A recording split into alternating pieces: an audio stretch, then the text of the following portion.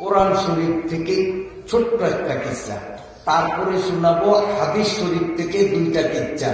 ওয়াদা করছি আগে, মনে আছে তো? কোরআন শরীফের কিচ্ছাটা শুনে। কোরআন শরীফ কয় পারা? কয় না? 30 পারা। 30 নম্বর পারা, একবারে শেষ পারায় আল্লাহ তাআলা এই কিচ্ছাটাকে সংক্ষেপে বয়ান করছেন। আমি একটু বিস্তারিত করব, পুরাপুরি বিস্তারিত না, মোটামুটি একটু আপনাদের বোঝার জন্য। এই কিচ্ছাটা শুরু হলো এইভাবে। রাসূলুল্লাহ সাল্লাল্লাহু আলাইহি ওয়াসাল্লামের কাছে কোরআন শরীফের এই আয়াত, ওয়া আনজির আশিরাতাকাল আকরাবিন, ওয়া আনজির আশিরাতাকাল আকরাবিন, এইটুকুন যখন নাজিল হয়েছে, এইটুকুন বাংলা অর্থ কি? ও নবী, আপনার আত্মীয় স্বজন, বংশীয় লোক, গোত্রীয় লোক, এদেরকে পরকালের ভয় দেখান, যাতে এরা হেদায়েতের পথে আসে। এই আয়াত নাজিল হওয়ার পর নবী আলাইহিস সালাম তাহার গোত্রের ছোট বড়, শিক্ষিত মূর্খ সমস্ত মানুষগুলারে দাওয়াত দিয়া সফা পাহাড়ের সামনে জড়ো করছে। সবাই বসে, বিশাল মজলিস। সেইখানে নবী আলাইহিস সালাতু ওয়াস সালাম তাদেরকে জিজ্ঞাসা করলেন, এই শোনো, আমি যদি এখন বলি যে পাহাড়ের পিছন থেকে শত্রু দল আসতেছে তোমাদেরকে আক্রমণ করার জন্য, তোমরা কি আমার কথা বিশ্বাস করবা? সব মানুষ হাত উঠিয়ে বলল যে মুহাম্মদ, জন্মের পর থেকে তোমারে কোনোদিন মিথ্যা কথা বলতে দেখি নাই, ধোঁকাবাজি করতে দেখি নাই, তুমি যদি বলো আমরা সাথে সাথে বিশ্বাস করব। নবী আলাইহিস সালাম বলেন, তাহলে তোমরাই সাক্ষী দিছো যে আমার জীবনে আমি ফালতু কথা বলি নাই, মিথ্যা কথা বলি নাই, আমার কথা তোমরা সত্য বলিয়া বিশ্বাস করো। তা আমি তোমাদেরকে সত্য কথা বলি যে তোমরা শিরকি বাদ দিয়া, গুনাহের কাজকর্ম বাদ দিয়া, এক আল্লাহর উপর ঈমান আনিয়া কলেমা পড়িয়া সব কয়টা মুসলমান হও, তাহলে তোমাদের ঠিকানা জান্নাত, পাইলে কিন্তু জাহান্নাম। যখনই নবী আলাইহিস সালাম এই কথাটি বলছেন, তখন নবী আলাইহিস সালামের চাচা, তার নাম হলো আবু লাহাব। কি নাম? আবু লাহাব। আবু লাহাবে চোখ রাঙ্গানি দিয়া নবীর দিকে তাকায়, আলেহাজা জামাতানা, আলেহাজা জামাতানা, নবীরে টিটকারি করে। এই জন্যই আমরা এলো বলে সেই আকতা কোয়ার জন্য, এটা বলে আকতা। ঈমানের দাওয়াত চিরকালের জন্য জাহান্নাম থেকে মুক্তি পাইয়া চিরকালের জন্য জান্নাতের অধিবাসী হওয়ার কথা নবী কইছে। এটা আকতা না? এটা আকতা না আসল কথা? কিন্তু বুঝতো না। এই আকতা শোনানোর জন্য নি ডাকছো। এই কথা বলার পরে নবী আলাইহিস সালামকে দিছে গালি। নবী আলাইহিস সালামকে দিল কি? গালি। গালি দিয়া এক দৌড়ে বাড়িতে গেছে। বাড়িতে যাইয়া তার 2 পোলা, একটার নাম উতবা আর একটার নাম উতাইবা। বলেন কি নাম? উতাইবা। কার পোলা? আবু লাহাবের। আবু লাহাবের পোলা উতবা, উতাইবা। এই উতবা আর উতাইবা এটিও কাফের, কিন্তু এরা দুগা আবার নবীর জামাই। কইবেন যে তো নবীর জামাই আবার কাফের কেমনে? কাফের কাছে মেয়ে বিয়ে দিল কেন? কারণ তখন তো ইসলামের প্রাথমিক অবস্থা। তখন মুসলমানের মেয়ে কাফেরের কাছে বিয়া দেওয়া হারাম, এই বিধান নাজেল হয় নাই। কোরআন তোর একদিনে 30 পারা নাজিল হয় না, অল্প অল্প করে নাজিল হয়েছে। তো মুসলমানের মেয়ে কাফেরের কাছে বিয়া দেওয়া তখন জায়েজ ছিল। পরবর্তীতে যখন আয়াত নাজিল হয়েছে তখন নাজায়েজ হয়েছে। মুসলমান ছেলেরা কাফের মেয়েদেরকেও বিয়া করা জায়েজ ছিল। সেই আমলে নবী আলাইহিস সালাম তার 2 মায়া বিয়ে দিল। কার কাছে? উতবা আর উতাইবার কাছে। এবার বলেন, আবু লাহাব নবীর কি হয়? বেয়াই। নবীর কি হয়? বেয়াই। এই আবু লাহাব বাড়িতে আসিয়া মেজাজ খুব টন আসে। উতবা আর উতাইবারকে, বাপের ঘরের পুত যদি হইয়া থাকস তা আমার কথা মানতে হবে। এই মুহূর্তে তোরা অ্যাকশন নিতে হবে মুহাম্মাদের কাছে যাইয়া, ওর মাইয়া দুইটারে তালাক দিতে হবে 2 ভাই, আর তাকে মারধর করিয়া চরমভাবে অপমান করতে হবে, নইলে তোদেরকে ছেলে বলিয়া পরিচয় দিন না, আমি তেজ্য করব। যখন এই কথা বলছে, বলার পরে 2 ভাই একেবারে মাথায় গামছা বান্ধা, কি কোন বাবা, অ্যাকশন কারে কর, ডাইরেক্ট অ্যাকশন। দোনোটায় দৌড়াইয়া আসছে, আসিয়াই নবী আলাইহিস সালাতু ওয়াস সালামের সামনে ওতাইবা চুপ করিয়া দাঁড়িয়ে গেছে। শ্বশুর কেমনে বেয়াদবি করি, তার কিন্তু একটু মনে লাগছে মানবতার খাতিরে, কিন্তু তার ভাই নবী আলাইহিস সালামের নাম ধরিয়া, শ্বশুরের নাম ধরিয়া অকথ্য ভাষায় গালিগুলাজ করিয়া, আমার দিকে চান, নবী আলাইহিস সালামের এই জামাটার এই জায়গায় ধরিয়া এমন জোরে টান দিছে, আল্লাহর নবীর জামাটা ছিঁড়িয়া গেছে, গালের মধ্যে ঠাস ঠাস করিয়া তৎপর। কারণ আগামী বছর আবার আল্লাহ দিলে ওয়াজ হবো, নাউজুবিল্লাহ কম লাগবো, আজ যদি কম তবে তো হুরিয়ে যাবো, আগামী বছর কইতেন কইবেন, এই কথা জমা রেখে দিচ্ছেন, ঠিক না? নাউজুবিল্লাহ কইলে হুরিয়ে, আমার নবীর কলার দরিয়া জামা ছিঁড়িয়া ফেলাইছে, গালে নবীজির থাপ্পড় দিছে, আঙ্গুলগুলির দাগ উঠিয়া গেছে। এই কথা শুনিয়া নবীর উম্মত যে তার মুখে নাউজুবিল্লাহ বলতে হবে, এটা শিখে কেন দেব? এটা তো নবীর মহব্বত থাকলে ভিতর থেকে এমনি কিন্তু নাউজুবিল্লাহ বলেন না, নাউজুবিল্লাহ।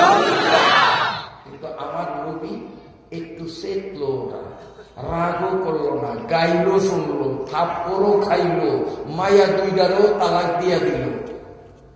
নবী কিচ্ছু কয় না, চুপ করিয়া দিছে। হঠাৎ উতবায় কয়, এই মুহাম্মদ, তোর মাইয়া তোর কপাল মেলা মারলাম, তালাক দিলাম, তোর আল্লাহ তাল্লাহ কিচ্ছু বুঝি না। নাউজুবিল্লাহ কয় না। আচ্ছা, বর্ষাকালে জুয়ান ফোলা বেনে ফুটবল খেলে নিও, লোদের মধ্যে মাঠের মধ্যে ফুটবল খেলে না, খেলে মাত্র 10-12টায়, কিন্তু চাইতো যায় 2-1,000 মানুষ। হ্যাঁ, এখন এক দলে আরেক দলের চৌকে ফাঁকি দিয়া লাথি মারিয়া বলটা যদি একবার পয়েন্ট মতো ওই পাশে পার করিয়া দেয়, তখন ওরা খেলোয়াড়রা শিখিয়ে দেওয়া লাগে দর্শকদেরকে যে, মেয়ারা দেখছেন মাথার ঘাম পায়ে ফালে কত কষ্ট করিয়া আমগো বিপক্ষের দলের একটা গোল দিছি, আপনারা একটু গোল কইয়া আমাদের একটু খুশি করেন, এরকম শিখিয়ে দেয়। তারপরে মানুষের গোলকে চিৎকার দেয়। হ্যাঁ, শিখিয়ে দেওয়ার লাগে।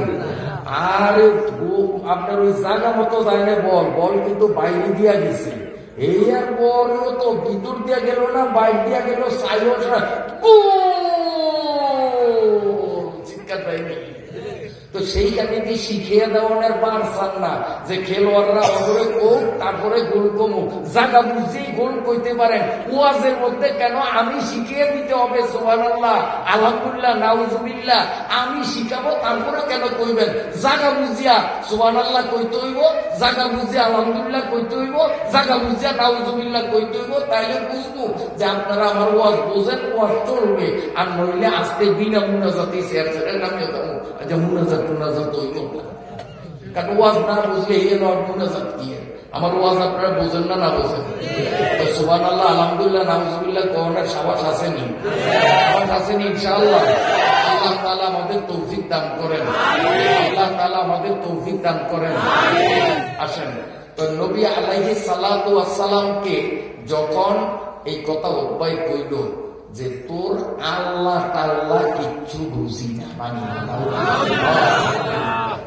এই কথা বলার সাথে সাথে আল্লাহর নবী মুনাজাত করলেন, আল্লাহ ও মাহবুব, এতক্ষণ আমার জামার কলার ধরছে, আমারে হেস্ত নেস্ত করছে, আমার জামা সিরিয়া ফেলাইছে, আমার গালে থাপ্পড় দিছে, আমারে গালি দিছে, আমার মেয়ে 2টারে তালাক দিছে, আমি সবর করছি, ধৈর্য ধরছি, কিচ্ছু কই নয়, কারণ এই বেয়াদবি আমার সাথে করছে।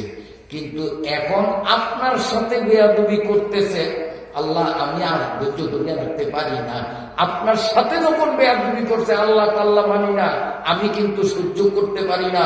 আল্লাহুম্মা সাল্লিত আলাইহি কালবাম মিন কিলাবি, আল্লাহ নবী বদদুয়া করলেন যেন ওরে বাঘে খায়। আল্লাহ তুমি বাঘ লাগিয়ে দাও, বাঘে ওরে কামড়ে সিয়া টুকরা টুকরা করে খায়। নবী বদদুয়া করছে। ঠিক আমরাও এই ঘটনার থেকে, কোরআনের এই ঘটনার থেকে সবক নেব। আমার সাথে কেউ রাগ ব্যবহার করলে শক্তি পরিমাণে আমি ধৈর্য ধরব, কিন্তু আমার রসুলের বিরুদ্ধে, আমার আল্লাহর বিরুদ্ধে যত বড় শক্তিধর ব্যক্তি মুখ খুলবে, আল্লাহর সাথে বেয়াদবি করবে, রসুলের সাথে বেয়াদবি করবে, আমার গায়ে এক ফোঁটা রক্ত থাকতে আমি তা সহ্য করব না। আল্লাহ এবং আল্লাহর রসুলের দুশ্মনের বিরুদ্ধে জীবন বাজি রেখে আমি তার প্রতিকারে ইনশাআল্লাহ শপথ নিলাম। কে কে রাজি আছি? নারায়ে তাকবীর, নারায়ে তাকবীর। আল্লাহ এবং আল্লাহর রসুলের বিরুদ্ধে কথা বলে দুই শ্রেণীর মানুষ। এক শ্রেণীর মানুষ দাড়ি ছাঁচা, প্যান্ট পরা, ইসলাম মানে না, নাস্তিক, ধর্মই মানে না, এরাও আল্লাহ এবং আল্লাহর রসুলের বিরুদ্ধে কথা বলে। আবার আরেক শ্রেণীর মানুষ আছে, গায়ে লম্বা সুন্নতি জুব্বা, গাল ভরা সুন্নতি দাড়ি, মাথায় শুধু টুপি না, আমার পাগড়ি কদ্দুর, এইটা সাইডার রহমান বিশাল পাগড়ি, হাতে তসবি, একেবারে মনে হয় যেন পৃথিবীর বড় দরবেশ। এই ভণ্ডরাও আল্লাহ এবং আল্লাহ রসুলের বিরুদ্ধে কটূক্তি করে। আপনারা জানেন কিনা জানি না? হ্যাঁ, আপনারা সাআদ নামে একটা মানুষ, ইন্ডিয়া বাড়ি, শুনছেননি? শুনছেননি? এই বেয়াদবে আল্লাহ সম্বন্ধে এবং রসুল সম্বন্ধে বেয়াদবে, কিন্তু মাথায় পাগড়ি পরে, ওর গাল ভরা দাড়ি, নামের শুরুতে মাওলানা লাগায়, টাইটেল লাগায় মাওলানা। এই বন্ড বদমাইশে আল্লাহর বিরুদ্ধে, আল্লাহর নবীর বিরুদ্ধে যে সমস্ত কটূক্তিমূলক কথা বলছে, যার ভিতরে সরষের দানা পরিমাণ ঈমান থাকে, সেই ব্যক্তি সাহাদের এই কটূক্তিকে মানতে পারে না। সাহাদের বিরুদ্ধে নিজের বুকের রক্ত দিয়ে হলেও এই সাহাদ এবং তার অনুসারীদেরকে উৎখাত করার দীপ্ত শপথ গ্রহণ করা, এটা মুসলমানদের দায়িত্ব। আল্লাহু আকবার। আমি সেই ঘটনার দিকে যাব না, জ্ঞানীর ইঙ্গিত যথেষ্ট। কারণ আমি যেই ঘটনাটা, কিস্সাটা আপনাদের শুনাই, এইটা হাত বানানো কিস্সা না। এই কিস্সাটা পড়াই আমরা নামাজে পড়ি, কিন্তু বুঝি না। আমার সাথে সাথে পড়েন, বিসমিল্লাহির রহমানির রহিম। তাব্বাত ইয়াদা আবি লাহাব মা আগনা আনহু মালুহু ওয়া মা কাসাব সায়াসলা নারান যাতা লাহাব ওয়া ইমরাআতুহু হাম্মালাতাল হাতাব ফি জিদিহা হাবলুম মিন মাসাদ। এই সূরাটা চিনেননি আপনারা? এটা কোরআনের সূরা, আমি বানিয়ে কইলাম।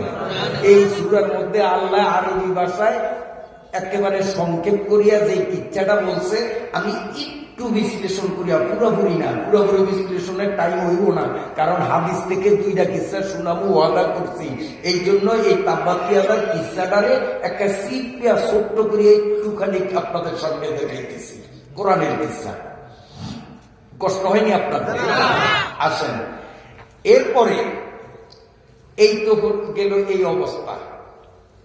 নবীজি বদদুয়া করছেন। নবীর বদদুয়া আল্লাহর কাছে কবুল হবে কি হবে না? আপনারা কি মনে করেন? আল্লাহ কয়, ও দোস্ত, ও দোস্ত, আমারে গালি দিলে আপনি সহ্য করতে পারেন না কেন? যেহেতু আমি আপনার বন্ধু, ঠিক আছে নি? আল্লাহ নবীরে কয়, ও নবী, আমারে গালি দিলে আপনি সহ্য করতে পারেন না কেন? যেহেতু আমি আপনার বন্ধু। তো আপনিও তো আমার বন্ধু, আপনারে গালি দিলে আমি আল্লাহ চুপ থাকবো, এটা কেমনে বুঝছেন? কথা বোঝেন না? আল্লাহ নবীর কয়, আপনিও তো আমার বন্ধু, তা আপনারে গালি দিবে, আপনার সাথে বেয়াদবি করবে, আর আমি আল্লাহ চোখ বুঝিয়া থাকবো, এটা কেমনে বুঝছেন? আমি দৌড়বো, তবে শের ফুললে দৌড়বো, আমি এত সেন্সেনিয়া না লগে লগে দৌড়ি। কথা বোঝেন না? আল্লাহকে আমি এত সেন্সিনিয়া না, আমি ছাড় দেই, ছাইরা দেই না, ছাড় দেই, তবা করে কিনা একটু সুযোগ দেই, দেখি যে না এইবার তবা করবো না, এরপরে এমন ধরা ধরি যে রান্দাবাদ খাউন টাইমও হয় না। আল্লাহু আকবার। মহতারম হাজরিন, ভালো করিয়া বোঝেন। এরপরে এই উতবা ও তায়েবার মা আবুল আহাবের কি,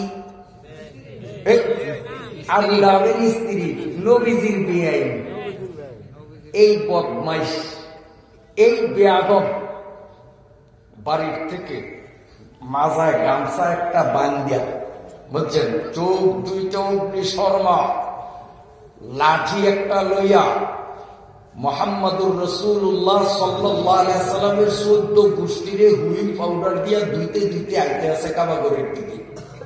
বোঝেন তো, মহিলাকে মুখ ছুটলে আমরা বক্তারা গোসল করুক, কাটা করুক, এটি মহিলারা বেশি কয় না পুরুষের তুলনায়। আর কয়ও যে এমন, আমরা বক্তারাও এখন চালু, মাইক লাগে না, বিনা মাইকি আল্লাহ দিলে গ্রামের ওই মাথাতে চলে যায়। ঠিক না বেটি? এ আমার মা বোনেরা, মহিলাদের শরীর যেমন পরপুরুষ থেকে পর্দায় রাখা ফরজ, মহিলাদের গলার আওয়াজও পরপুরুষ থেকে পর্দায় রাখা ফরজ। তোমার শরীর যেমন বিন পুরুষের দেখানোর অনুমতি ইসলামে নাই, বিনা প্রয়োজনে তোমার গলার আওয়াজ বিন পুরুষের কানে পৌঁছানোর অনুমতি শরীয়তে না। আল মারআতু আওরাতুন ইযা খরাজাত ইস্তাশরাফা আশ-শাইতান। এ মায়েরা, পর্দায় থাকো। আল্লাহ দুনিয়াতে তোমার দাম বাড়াবেন, আখিরাতেও তোমাদের দাম বাড়াবেন। এবার এই উম্মে জামিল রসুলের বেআইন বাল কইরা যান, আব্বাতিয়াটা সূরার মধ্যে আল্লাহ কিসসা শোনায়।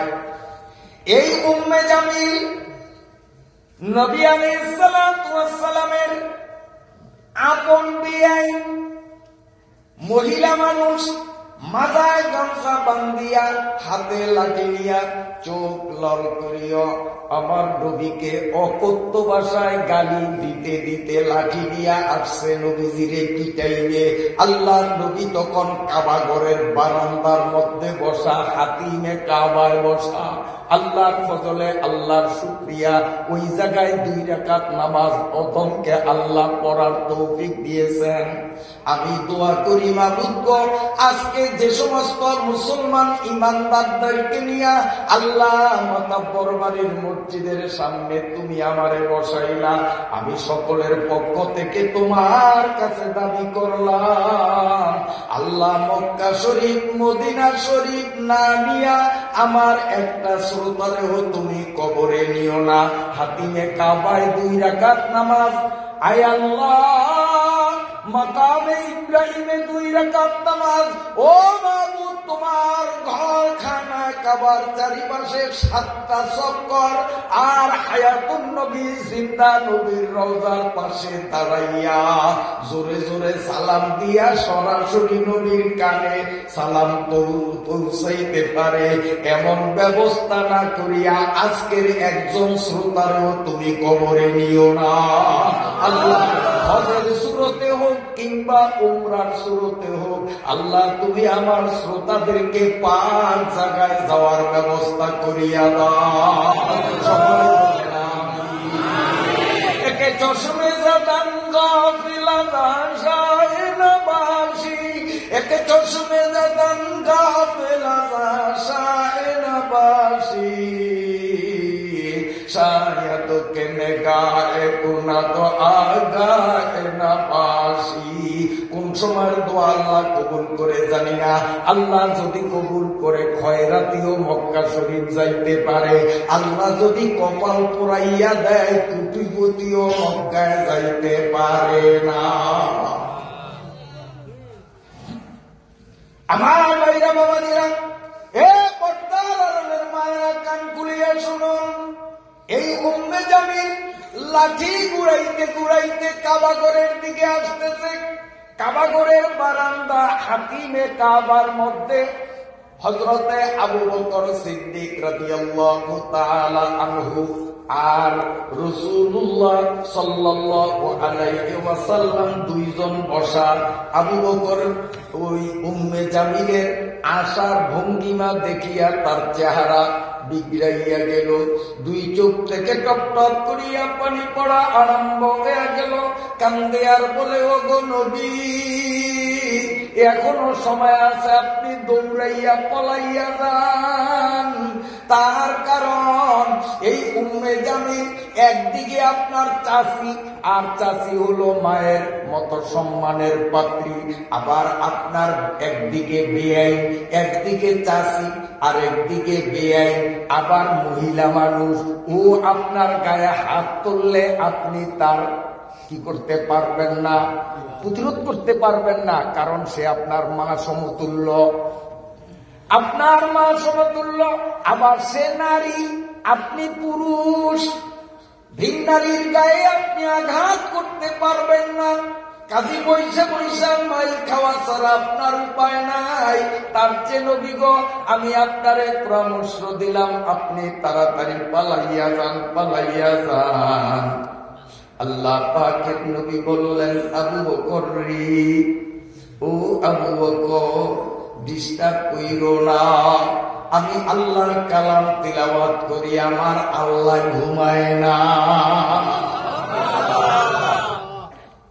আমার আল্লাহ কোরআন শরীফের মধ্যে বলেছেন, আল্লাহু ইয়াসিমুকা, আমার আল্লাহ বলেছেন তিনি আমাকে রক্ষা করবেন।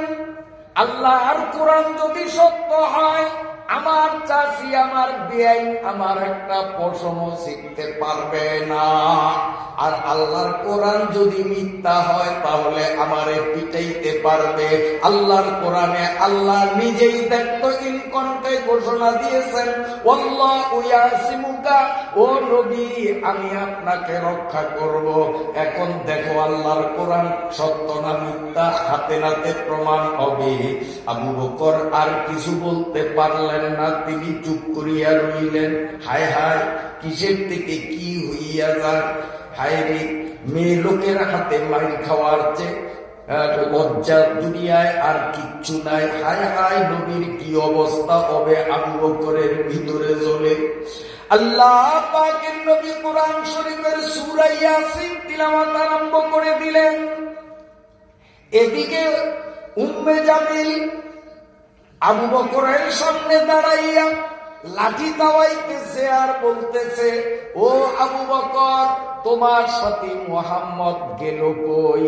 শুনছি সে নাকি কাবাগরে আছে, আর তুমিও আছো। এখন তোমারে দেখি, মুহাম্মদ রে দেখি না।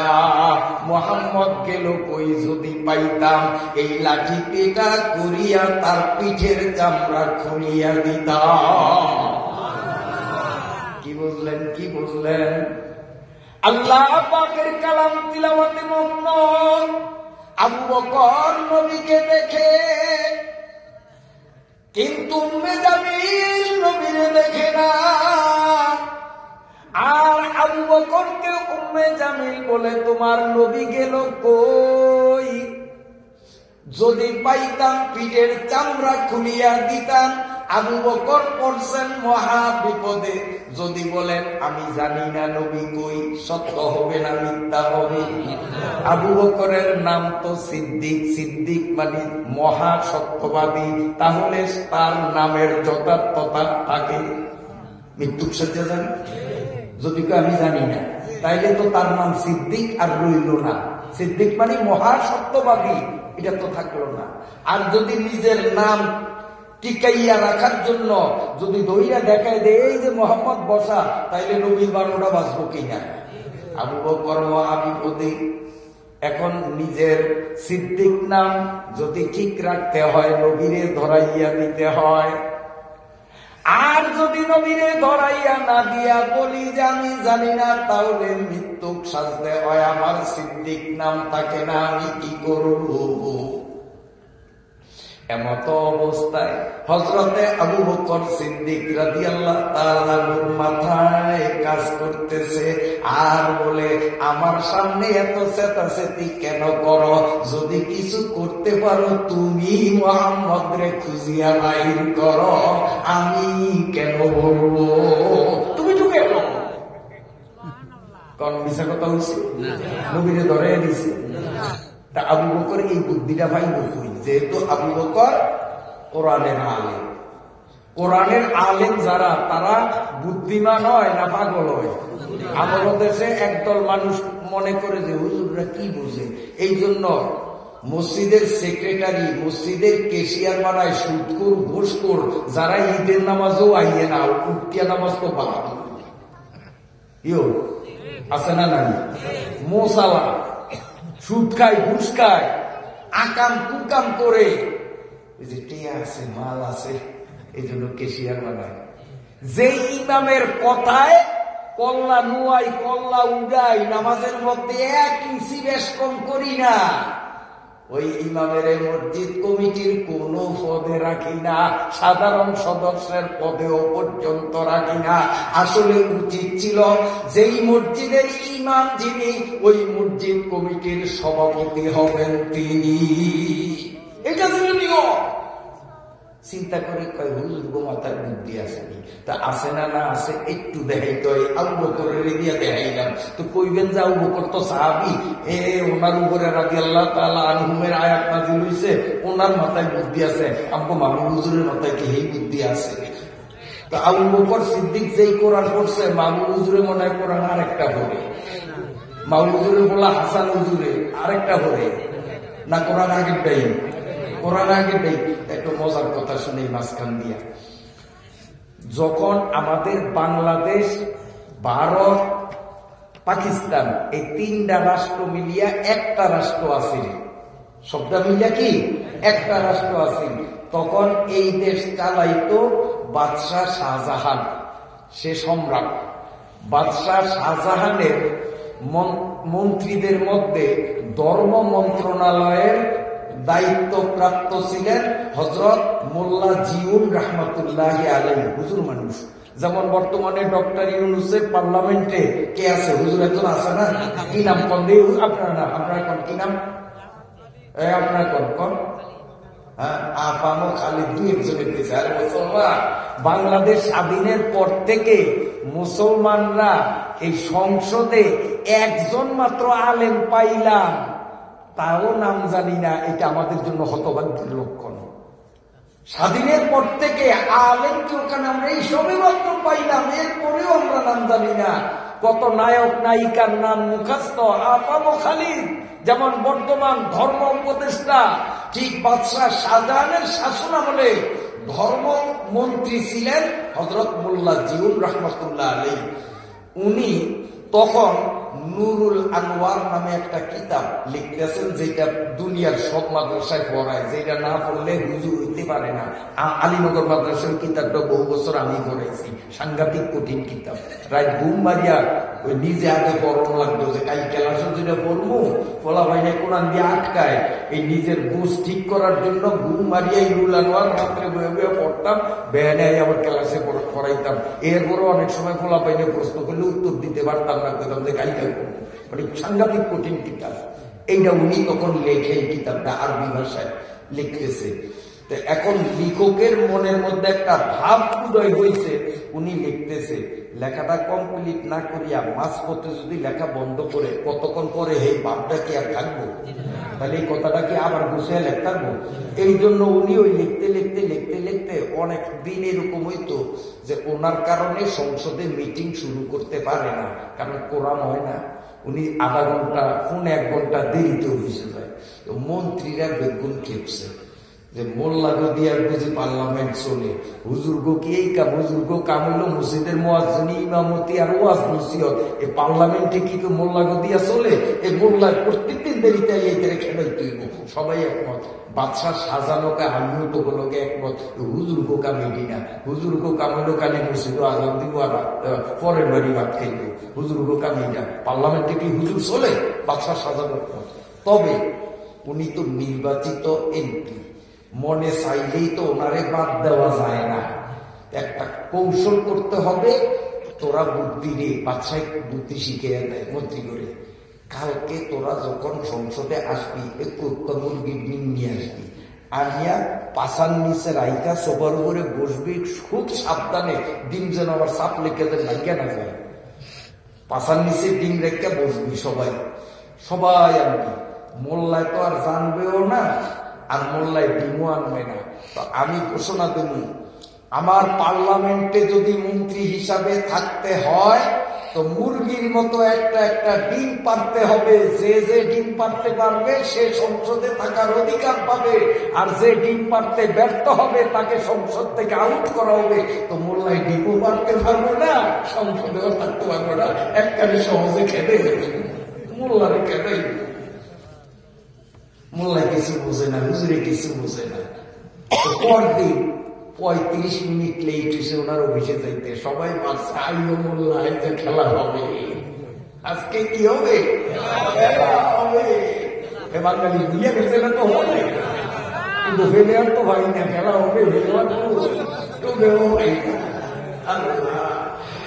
এখন সবাইকে আজকে খেলা হবে, খেলা হবে। কতক্ষণে মোল্লাইব 35 মিনিট পরে আছে, আবার বলি বাচ্চা গরম, ভাই তোমার করে দিয়ে আমার সংসদ চলবে না, রোজ রোজ এরকম দেরিতে আসো, একজনের কারণে পুরো মিটিং স্থগিত থাকে। হ্যাঁ, যদি আমার মন্ত্রিসভায় থাকতে চাও, আমি নির্দেশ দেওয়ার সাথে সাথে মুরগির মতো একটা করে ডিম পারতে হবে। যে যে ডিম পারবে সে পার্লামেন্টে থাকবে, আর যে ডিম দিতে পারবে না, আমার নির্দেশ মানবে না, এক্ষুনি তাকে পার্লামেন্ট থেকে বহিষ্কৃত করা হবে। আমার পার্লামেন্টে মন্ত্রিসভায় তাকে থাকার কোন অধিকার দেওয়া হবে না।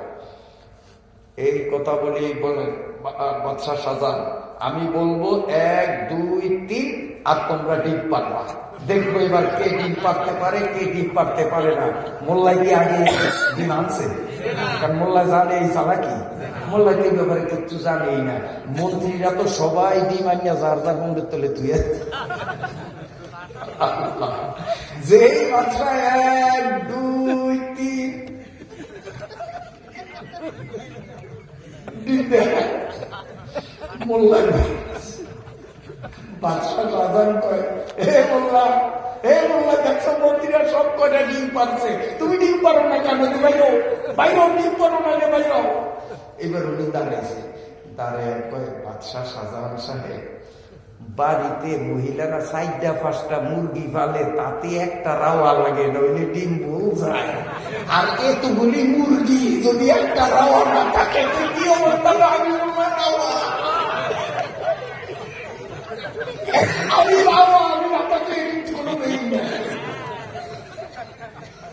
হুজুরা বলে বুদ্ধি জানে মোল্লারে ঠকে এত সোজা।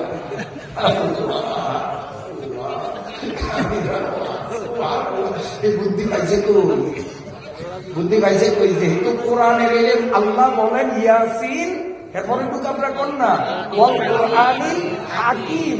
আল্লাহ কয় আমার এই কোরআন হইল জ্ঞানের ভান্ডার, এই কোরআন যে যত গবেষণা করবে তার জ্ঞানের পরিধি তত বাড়বে। আবু বকর কোরআন নিয়ে গবেষণা করছে, এই জন্য এমন ভাবে জবাব দিচ্ছেন সাগরে লাঠিও না ভাঙে, নিজেও মৃত্যুক না হয় আর নবীরও ধরে দেওয়া না হয়। আপনার দরকার হলে আপনি নবীরে তোকে এলেন, আমার দরকার নাই, আমি এত প্রকারের চিন্তা করি না। ভাগ্যবালা পাইলাম না, ভাগ্যবালা পাইলাম না। কোদাইতে কোদাইতে বাড়ির দিকে গেছে, বাড়ির দিকে যাওয়া স্বামীরে কয়ে গেছিলাম কিন্তু পাই নয়, গেছিলাম পাই নয়।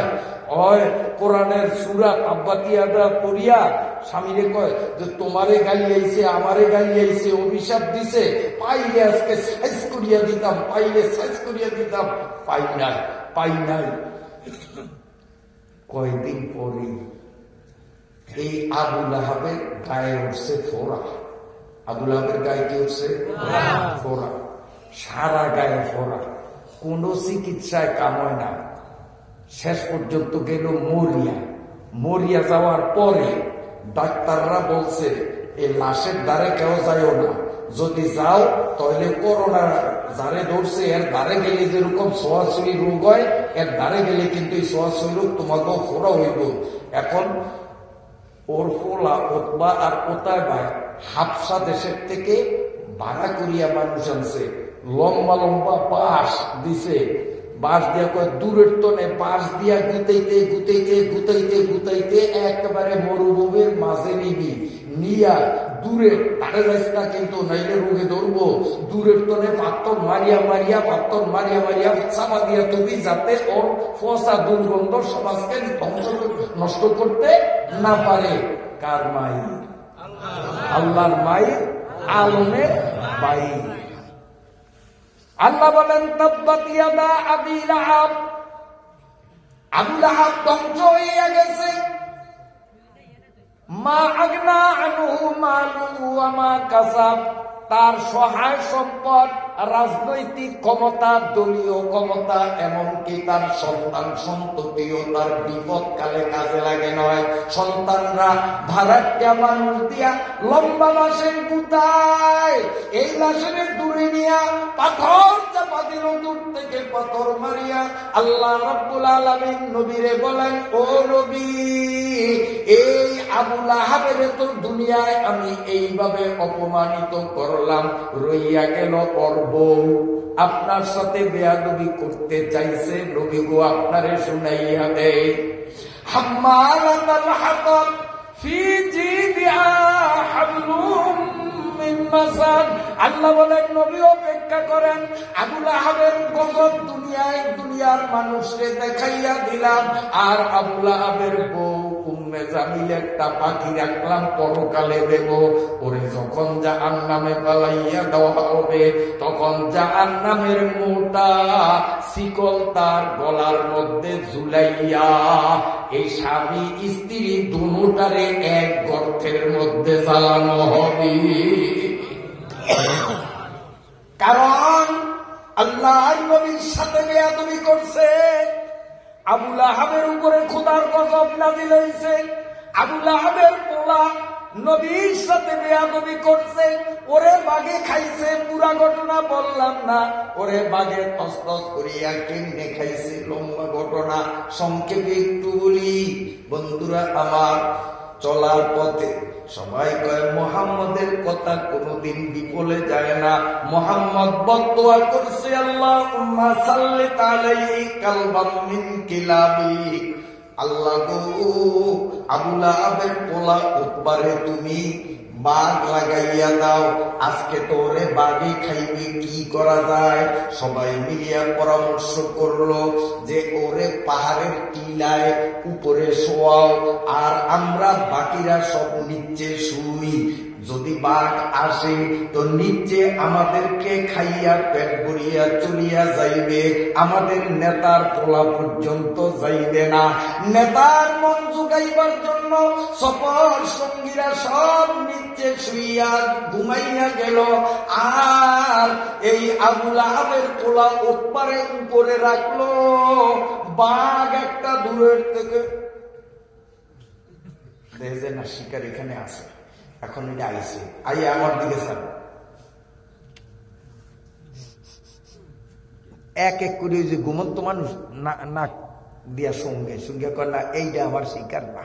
প্রত্যেকটা মানুষের গায়ের ভিন্ন ভিন্ন গন্ধ আছে। বিলেট থেকে নাড়ার ফোজা বাহে ফুতে একসাথে আনিয়া ফোজাটা ভালাইয়া দুজনে গেঞ্জি খুলিয়া দড়ির উপরে ঝুলাইয়া গামে ভিজা গেছে, নাহের কাছে নিয়ে চাইন ফোলারটার গন্ধ একরকম, বাফেরটার গন্ধ আরেক রকম। প্রত্যেক মানুষের গায়ের গন্ধ আলাদা, প্রত্যেক মানুষের বুড়ি আঙ্গুলের ছাপ আলাদা। পৃথিবীর কারোর সাথে আমার বুড়ি আঙ্গুলের ছাপের সাথে মিল হবে না, আলাদা। চেহারার গঠন প্রত্যেকের আলাদা। পৃথিবীর কোন মানুষের চেহারা আমার চেহারার মতো পাইবেন না, ঠিক না ভাই? ঠিক। আল্লাহ পাকের কুদরত। তো এখন এক এক করে সব কয়টারে শুনতে শুনতে কোথায় উপরে তো একটা দেখা যায়, সেই হেডাই নেই। এবার আস্তে আস্তে উপরে উঠছে, উঠে নাকে আল্লাহ রহমতে সিরিয়া ফারিয়া টুকরা টুকরা করিয়া পরে ছিন্ন করছে, নিচের কেউ ধরে নেয়। কেন? সে আল্লাহ নবীর সাথে বেয়াদবি করছে। বন্ধুরা আমার, কিয়ামত পর্যন্ত আর কয়জন নবী আসবে? কথা কয় না। একজন নবীও আসবে না, কিন্তু নবীর কাম বন্ধ থাকবে না। নবীর দায়িত্ব পালনের দায়ভারটা দেওয়া হয়েছে আলেমদেরকে। আল উলামা ওয়ারাসাতুল আম্বিয়া, আলেমরা নবীদের ওয়ারিস।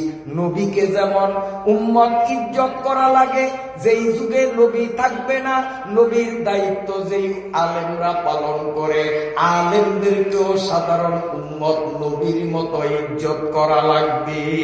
যদি আলেমের ইজ্জত করলো, সে নবীরে ইজ্জত করলো। আলেমের মাথায় বাড়ি দিল, আলেমের শহীদ করলো, আলেমের গায়ের রক্ত টঙ্গীর ময়দানে ঝরাইয়া দিল। এই নাফরমান গুলো যেন নবীর গায়ে আঘাত করলো। সেদিন যদি আমি খোদার কসম করে বলি, টঙ্গীর ময়দানে নবী মুহাম্মদুর রাসূলুল্লাহ সাল্লাল্লাহু আলাইহি ওয়াসাল্লাম থাকতেন, এই হাতাহাতি গুলো আমার নবীরও রেহাই দিত না, আমার নবীর গায়েও তারা লাঠিচার্জ করত। কারণ আলেমের দুশমন নবীর দুশমন। এই নবীর দুশমনদেরকে কখনো পাত্তা দিবেন না। কোন মসজিদে যদি আছে, ওদের হাড়ি বাতিল বিছনা বেড়ে খালে নিয়ে পালাইয়া দিবেন। এরা আল্লাহর দুশমন, নবীর দুশমন।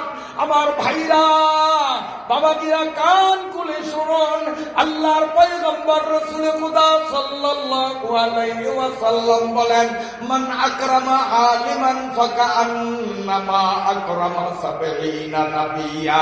শেষ জমানার এতিম উম্মতরা একজন আলেমের ইজ্জত যদি করে, আমি সত্য নবীদের তো ইনকন্টে জানাইয়া দিলাম 70 জন নবীকে সম্মানের সওয়াব পায়। এই হাদিস থেকে বোঝা যায়, শেষ জমানায় একজন আলেমের সঙ্গে যে বেয়াদবি করে, 70 জন নবীর সাথে বেয়াদবি করার অপরাধ সে করলো। সবাই বলি নাউযুবিল্লাহ। আমার সংক্ষেপে আমি কোরআন থেকে একটা কিচ্ছা আপনাদের ছোট্ট করিয়া শুনাইলাম। এইবার হাদিস থেকে কয়টা কিচ্ছা শোনাবো বলছি।